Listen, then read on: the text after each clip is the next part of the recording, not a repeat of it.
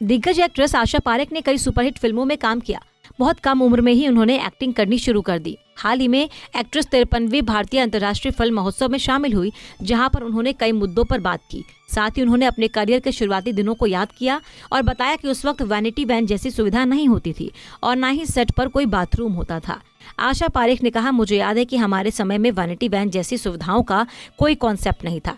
उस समय जब हम शूटिंग के लिए जाते थे तो स्टूडियो में बाथरूम नहीं होता था और हम पूरा दिन बिना बाथरूम जाए बैठे रहते थे। शुक्र है कि मुझे किडनी से संबंधित कोई समस्या नहीं थी। साथ ही एक्ट्रेस ने यह भी बताया कि कई बार तो वो झाड़ियों के पीछे जाकर कपड़े बदलती थी।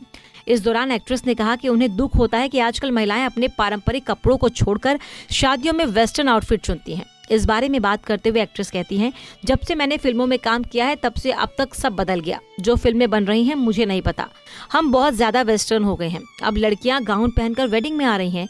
अरे भैया, हमारी घाघरा चोली, साड़ियाँ और सलवार कमीज हैं, आप वो पहनो ना।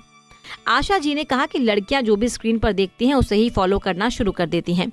आशा पारेख ने कहा, लड़कियां स्क्रीन पर देखती हैं और उन्हें अभिनेत्रियां जो पहने हुई दिखती हैं वैसे ही पहनने की बात करती हैं, फिर चाहे अब मोटे ही क्यों ना हो, लेकिन हम वही पहनेंगे। यहाँ सब वेस्टर्न हो रहा है, मुझे बहुत दुख है। हमारे पास इतनी महान संस्कृति, नृत्य और संगीत है कि हम इसे पॉप संस्कृति में वापस ला सकते हैं।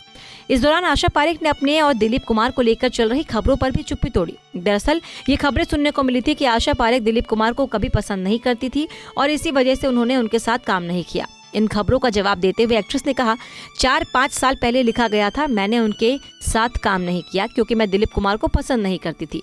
मैं आपको बता दूं कि मैं उन्हें पसंद करती थी और उनके साथ काम भी करना चाहती थी। हमने साथ में एक फिल्म साइन की थी, लेकिन बदकिस्मती से वो फिल्म नहीं आई। आशा जी की सोच पर आप क्या कहना चाहेंगे, हमें कमेंट बॉक्स में बताना ना भूलें।